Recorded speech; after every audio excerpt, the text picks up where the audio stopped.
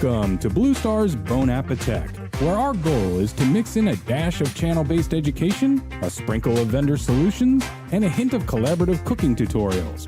Let's get started.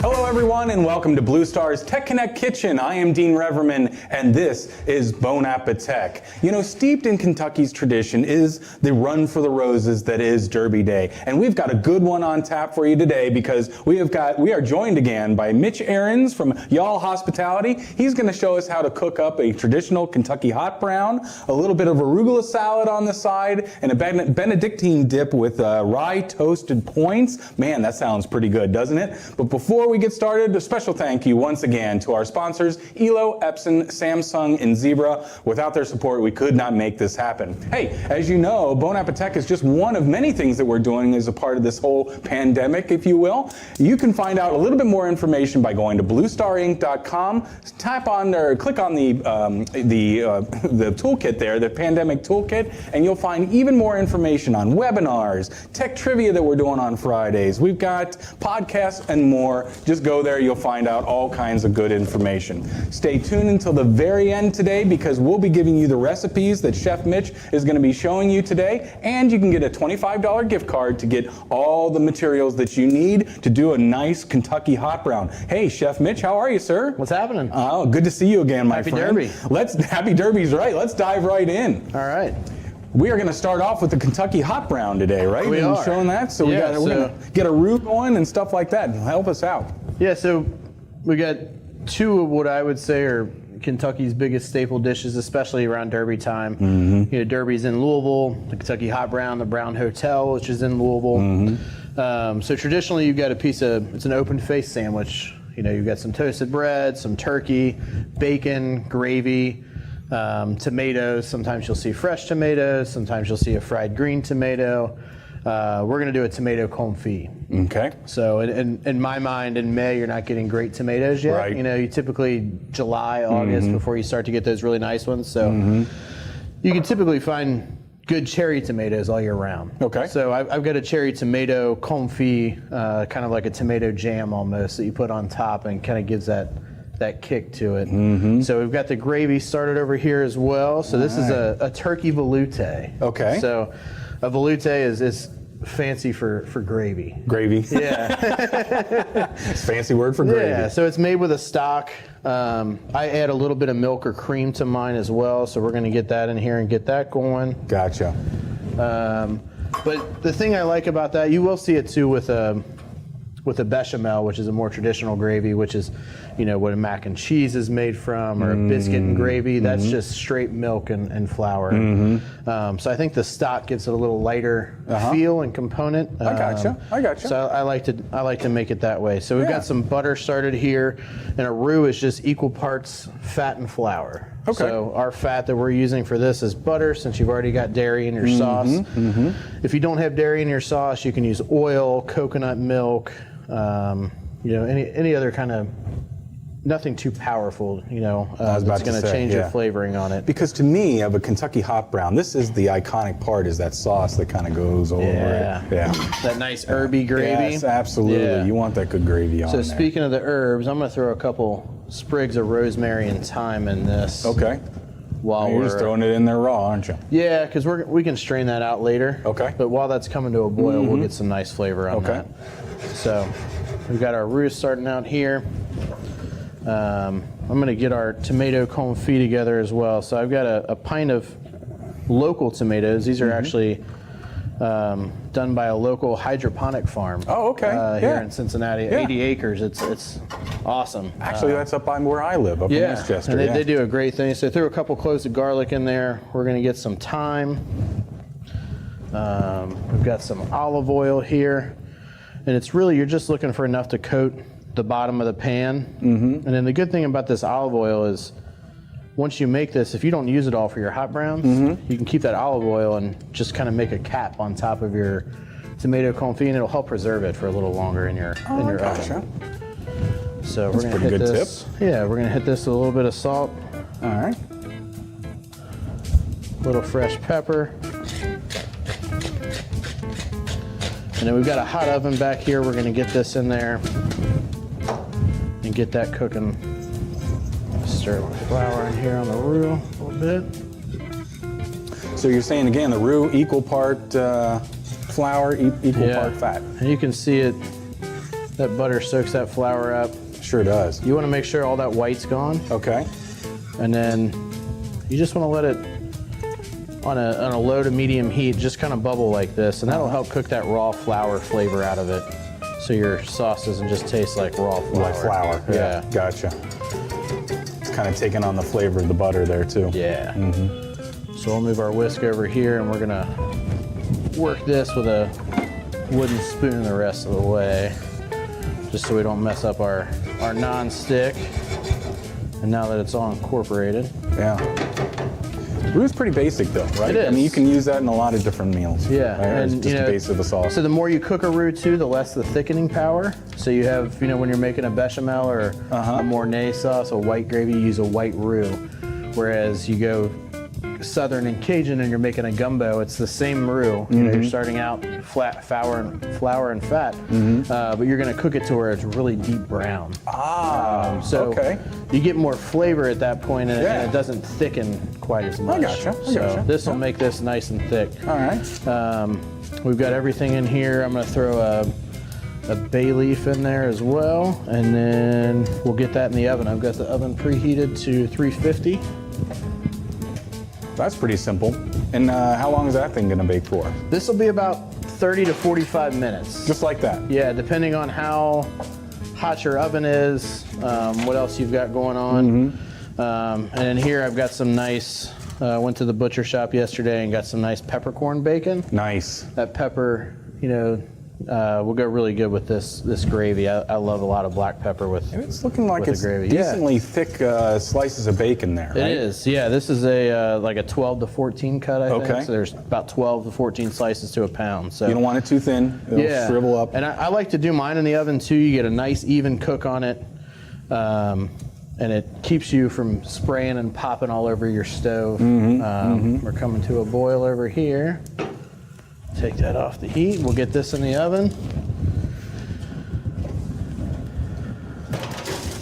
I gotcha. So the parchment paper on there, no problem. Just put it right in there? Yep. Yeah, the parchment paper, if you go like 400 or 500, it'll start to burn. But that'll help keep your pan clean. It'll help keep all your brown stuff on the bacon, and then also help hold all your fat, because I like to use that to cook with later for whatever else we got going on. So Gotcha.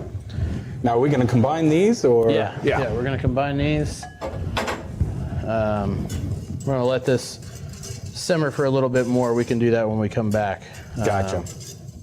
We'll let that herb flavor cook in there. Get in there, more. yeah. All right. Well, fair enough. So when we return, we will dive a little bit more into this Kentucky hot brown for you. Stay tuned for just a minute while we go to a commercial break.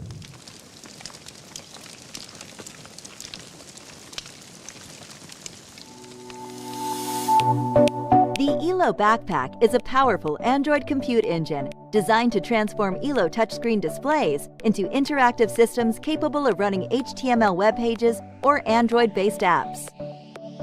Featuring the Qualcomm Snapdragon octa-core processor, Android operating system, and I/O ports for any connectivity needs, the ELO Backpack delivers a powerful Android compute engine packed in a low-profile, solid-state fanless solution.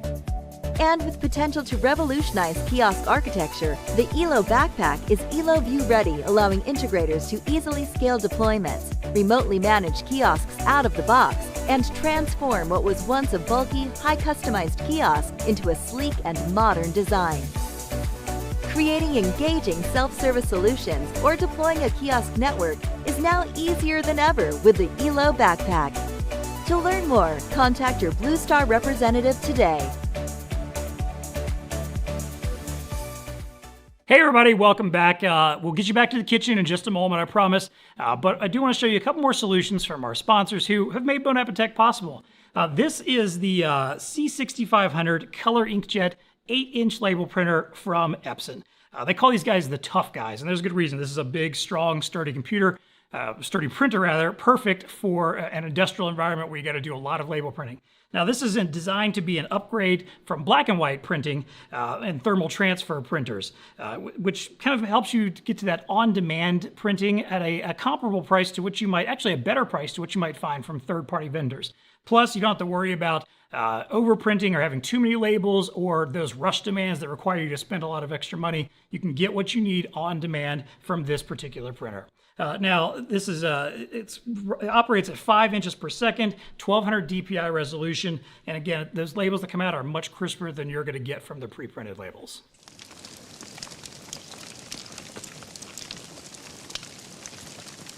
Welcome back, everybody. We are here with Chef Mitch, and we are doing a little Kentucky Derby special today. We're cooking up a Kentucky hot brown with arugula salad on the side. We've also got, we're also going to get into, I guess, here in a little bit, the toast points. Yes, right? sir. The Benedictine dip with the toast points. But when we last left you here, we had a little finishing up of the roux to do, right? Yeah. So on the break, I sauteed up some onions, some celery, a little jalapeno, added that to the roux, and then we got it in this sauce and got it going.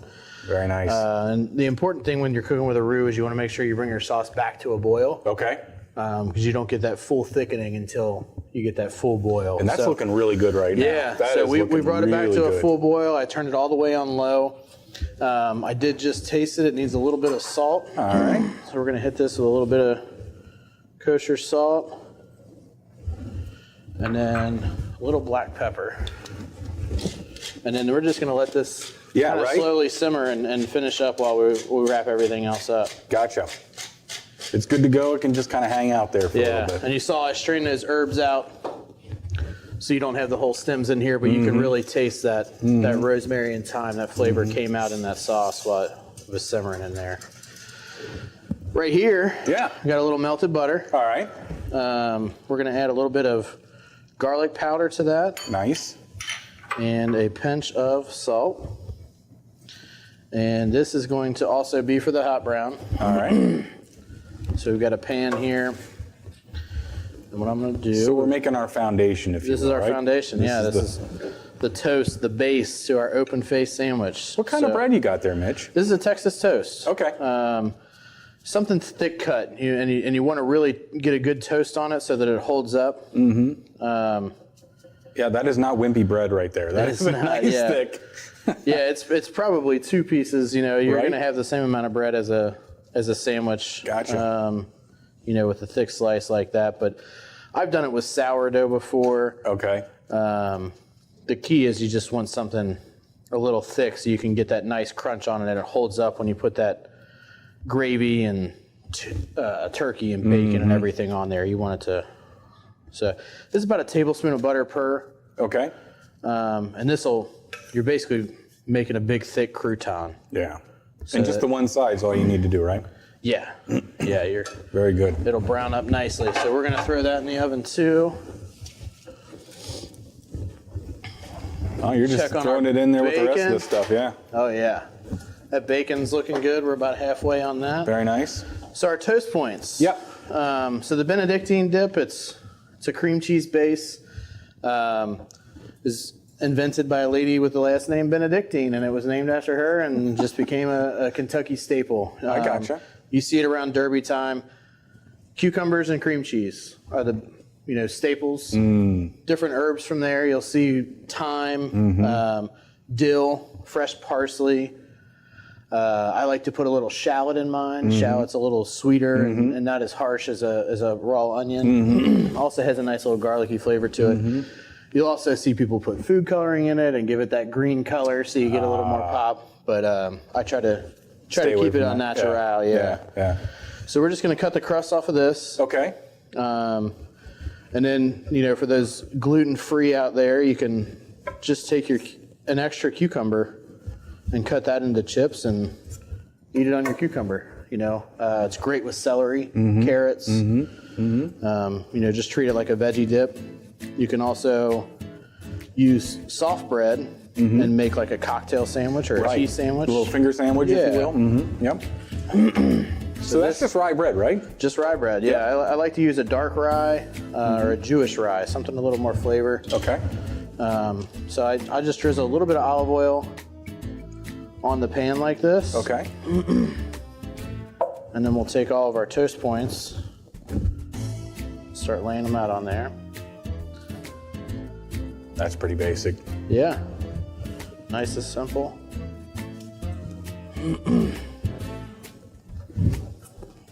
Stack number 2. Now, would you serve all this together? I know we'll get to that here at the end of the show, but you know, this would normally be served with the Kentucky hot brown in a traditional meal. I'd have this on the table when my guests show up, you know, and have it as a little appetizer while we get drinks. And Gotcha. you know, the hot brown is definitely more the main course. Yeah. So we're gonna drizzle a little bit more olive oil on top of this. Hit it with a little salt and pepper. And then a light toast. And you're not looking to get this quite as crunchy as the other one. You're not looking for a crouton. You're looking more for like a piece of toast. You know, I gotcha. A little crunchy on the outside, just enough to where you can spread that dip on there and salt. Kosher salt again. And a little black pepper.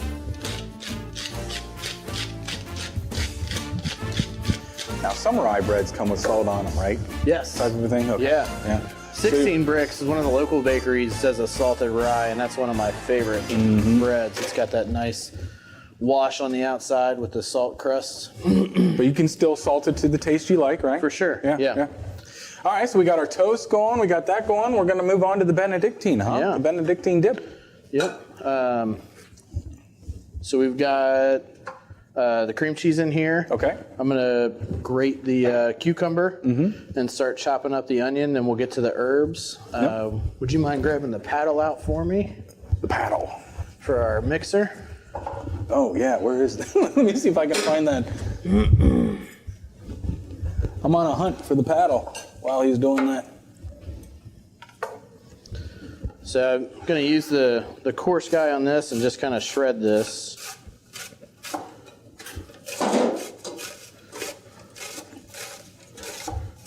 Now, as you're doing that, so we softened up the cream cheese, right? Yeah, that's been sitting out for about an hour now. And if you catch yourself in a bind and don't have that time, you can always, pop it in the microwave in a microwavable dish for a few minutes. Very good. So this right here, you'll see these are seedless cucumbers. They don't have those big seeds in the middle. If you get a traditional cucumber, I like to peel them because the peel is a little thicker and bitter on those. And then the seeds as well. So what I'll do with a traditional cucumber is I'll peel it and cut it in half long ways and get those seeds out. So we are looking good on that.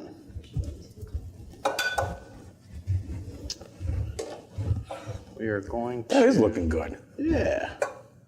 And I would never have thought to use a cheese grater for something like that. Yeah, but cheese grater and then the strainer. This is the most important part. I almost forgot. You want to get this in here and you want to strain some of that water out.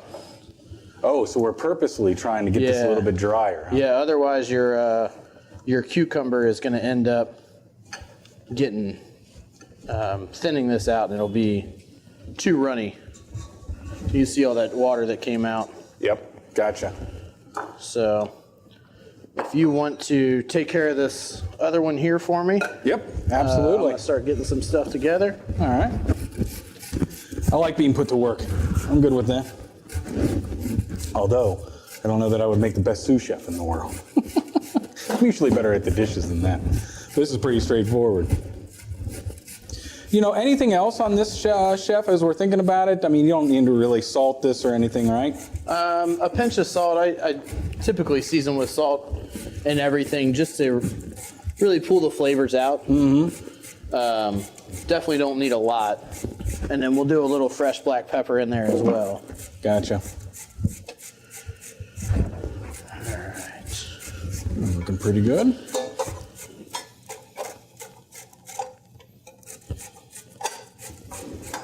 How's your technique over here? I don't know. I don't know if it's anywhere near as good as yours, but I'm going to put it in here so we can mash it down, right? Okay. All right. Fair enough. And you were just you just kind of pushed it through, right? That's it. Yeah, you just press on it a little bit. Giving a sauce a stir over here. Boom! Look at that. Maybe I can help out. Do you There still go. need that stuff? No, we are done. We can right. pull this out. I'm going to chop up our herbs and our shallots. Let me get my grotesque cucumber out there for you. So with this, you can do a couple things. I like the crunch on it. Some people don't like biting into that raw onion. You can do a similar thing. You can do it right here on the grater, or if you've got a finer microplane, you can just grate it. But if you're going to do that, it's going to extract a lot of water. You break up those cells. So you're going to want to do the same thing and strain it. Strain it out. Yeah. Gotcha. So I'm just going to go with a really fine dice. So if you've got a sharp knife and you can do that, then it's just fine. Like I said, I enjoy that little raw crunch in that. I'm with you. Nope, I like that as well. I really appreciate the technique you're showing us here too. That's one I'll take home with me as well. When you're dicing it up there. Yeah, the key is if you can go as thin as possible on these, up and down stripes, then when you go this way, it makes it much easier. And then you're just trying to shave it. So this is a micro brunoise. Sounds so fancy, right? Right? Like minced. All right. So we're gonna go with this half a shallot here.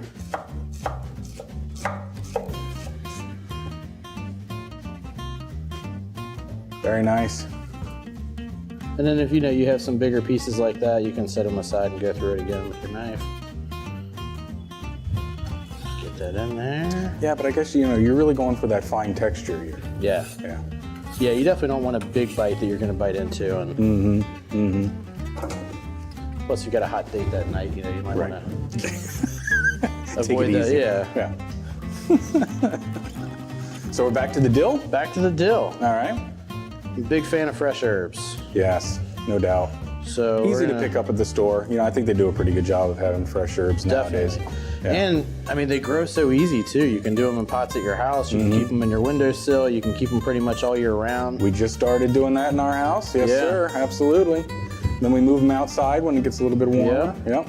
Yeah, and dill's one of those ones at the end of the summer kind of struggles. You get that direct sunlight and Yeah, but usually all summer it'll go. Yeah. It starts, and then the other thing is mint. Oh man, we started the mint and that just took over. there's no going back from that. There's no going back from You'll that. have mint in every crevice in your yard. No doubt about it. So same thing with this, just a rough chop. Yep. We'll go back through it the other way, Gotcha. and then we're gonna do a little parsley.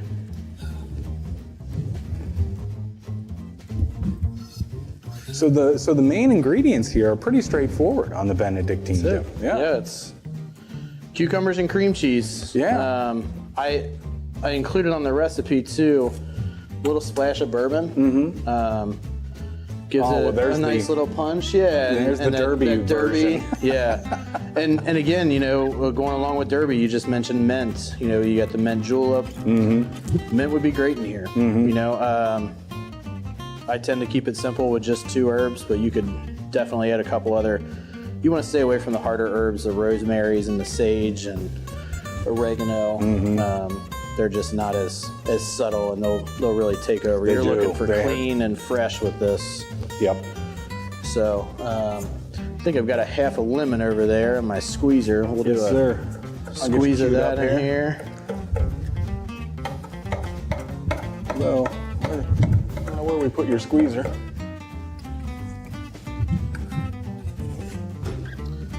What I like about this is it's nice, and you want to keep this cool, right? The dip cool for the entire time. Yes. So you got a nice strainer here too. That'll catch our seeds. Gotcha.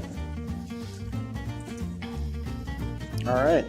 So we're gonna mix this up and let it go for a few minutes. All right.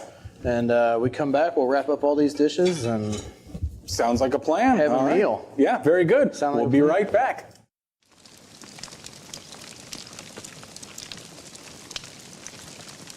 Engage your customers at the right time with the right content. featuring the Samsung Pro TV Terrace Edition.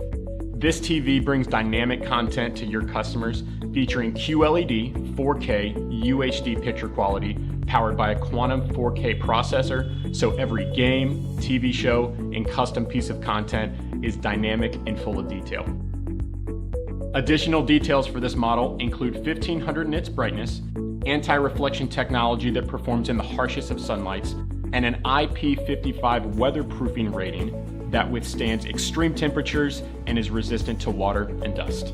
Showcasing your content to your customers is quick and easy thanks to the Samsung Business TV mobile app.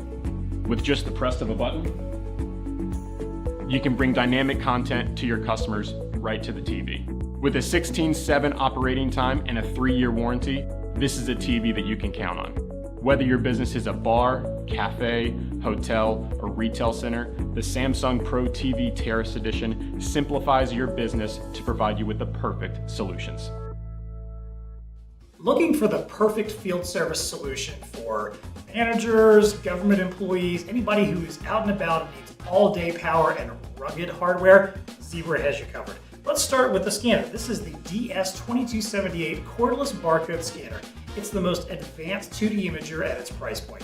You can upgrade without breaking the bank. It's easy to pair with Bluetooth. It's Wi-Fi friendly, pre-configured, ready to use entry-level scanner. You can get from 1/2 inch to 14.5 inch scans. No need to line up. It reads damaged barcodes as well. You get a guaranteed 14 hours of power out of this. Long-lasting battery and a long life cycle on this as well. Hey, pair it up with one of the L10 tablets. L10 tablets are a premium, rugged mobility experience from Zebra. They have 10.1 inch screen and multiple form factors for your needs. There's an X Slate, it's lightweight for split office vehicle field work, an X Book, it's a 2-in-1 laptop tablet ideal for anyone who does routine data entry, or this, the X Pad, which you can see has this nice hard handle that's preferred by field-based workers. Enterprise grade Windows 10 system, faster, better communications, clear view with wet glove or wet touch, or glove or wet touch functionality, utilities, public safety, manufacturing, telecom, government, something for everybody. A great combination for solution for all day, everyday use.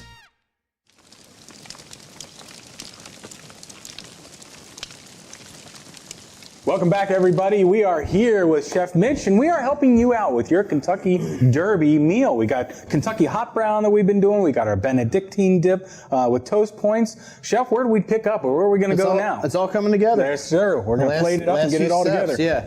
So we just pulled the tomato confit out. We've got some beautifully roasted tomatoes in here, the garlic, the thyme. I like to let this cool for a few minutes. If you mix it when it's hot, it doesn't hold together as well. Kind of turns into a mush, if you will. Yeah. Okay. So we've got some here that we mixed up, and nice. It's just that right there with a little bit of raw shallot and some fresh herbs in it, a touch of red wine vinegar. Gotcha. Just to give it a little punch. Yep. So we've got that right here. We took the Benedictine out. We've got that right here. You can see that beautiful green color even without really nice. Food coloring. Yes. We hit it with a little bit of cayenne on top. And if you like it spicy, like I said, you can hit the bourbon on there. That'll give it a little kick, or you can add a little cayenne when you're mixing it. We've got some cucumber chips here. And then we've got our rye bread toast points. I don't know if you can smell so we had those in the oven too. Just a little light toasting, right? Yep. We don't want them to be a crouton. Light toasting. Some nice, delicious pieces of toast. That's nice. And as you mentioned earlier, some people do sandwiches with this, I guess, from time to time, right? Yeah, just stack them up as little finger sandwiches. The only way I'd ever had it was in tea sandwiches. Oh, yeah? And I didn't realize that's what it was called. We just called it cucumber tea sandwiches, but little did I know I was making Benedictine Dip. There you go. So, and like I said, celery is great, carrots is really good. Yeah. Any of those crispy veggies. So, we're gonna check on our Texas toast. All right. Look at that golden brown. Very nice. Very nice. All right. This is the foundation of that Kentucky Hot Brown. Yeah. So now we've got some pimento cheese here. Okay.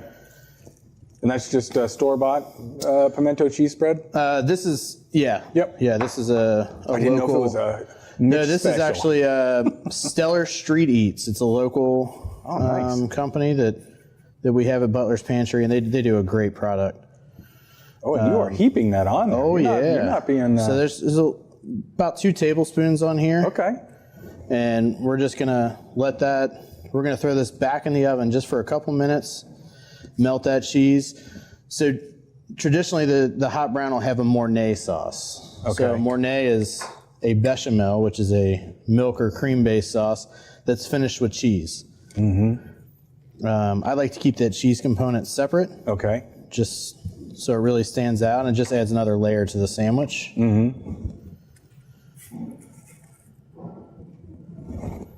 I like where this is going. I mean, servings-wise, this would, one of these slices would usually feed a person, correct? It's a meal, absolutely, yeah. So then we've got some nice oven-roasted turkey. And, you can definitely do this yourself. If you've got a local deli that you like, a smoked or a oven-roasted turkey breast, that's all you need, just like that. So we're just going to cook one for right now. We're going to get this in the oven. We're going to warm the turkey through, get that cheese melted. So you only need that in there for a couple minutes, you're saying? Just a couple minutes, yeah. And while that is finishing, we're going to get this bacon out. Hear that sizzle. There you go. You can see that black pepper on the corners kind of crisps up. What did we have that on? Was that on 325, 350? 350 for about 40, 45 minutes. All right. So we're going to get this going. In the meantime, we've got a little arugula salad. Yeah, now this salad's pretty simple, right? Super simple. This is, I worked at Boca when I first got out of culinary school, and this is one of those, it's funny you call it a signature salad, but we would always do it with our grilled fish, and it's just arugula, lemon juice, and olive oil. A little salt and pepper. It's just nice and clean. That's pretty basic, pretty straightforward. But you know what? You can do a little black pepper in there. The arugula's got a nice peppery bite already. A little pinch of salt. It's a nice compliment to whatever you're making, right? Yeah. Yeah. All right. Very nice. So are you doing a derby party this year? You know, I think we're going to have some people over. Yep. Yeah. Just family, you know, just doing a small little family thing, because that's the way you do it around here. You got to have a little derby party, you know, get together. Are you a mint julep fan? I am a mint julep fan. I'll be having one of those. How about you? People either like them or they don't. I usually, I'm an old-fashioned favorite, but I usually do at least one julep. Just to, yeah, I'm with you. One julep, that's all I need. Just to get it in, yep. It depends on how well I'm doing on my bedding, too. True. I might go straight to the bourbon. Yeah, you can see that cheese is starting to melt on the side. It's looking beautiful. Beautiful. Put that on the plate.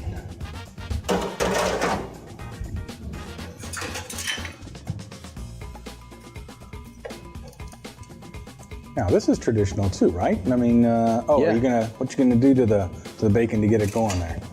We're just gonna cut it in half. Gotcha. Just shingle it right over top. And we've got our sauce here. Mm-hmm.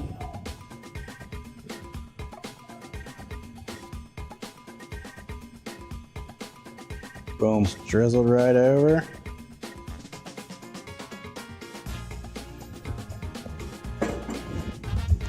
That looks good enough to eat already. The finishing touch, a little bit of that tomato jam. Mm-hmm. And there you go. You've got a Kentucky hot brown. Look at that. Happy Derby. Just like that. We got our hot brown going. We got our arugula salad. And then we're over here off to the side. We got our Benedictine Dip. Yeah. With our, And that's really all you would need for like a little derby party, right? Yeah. What more do you need? I'd say it's good to go. Yeah, absolutely. Well, we'd like to thank Chef Mitch again, and as well, we'd like to thank all of our sponsors, Elo, Epson, Samsung, and Zebra. Thank you so much for your support. Hang on now, because in just a few seconds, we'll show you a website that you can go to. Go to that website and fill in your name. You can get all the recipes from Chef Mitch that you saw here today. We'll also get you registered for a $25 gift card as well. You'll need a special code, and that code today is Derby. We got to go with Derby, right? Yeah. Yes, put in the code Derby. All right.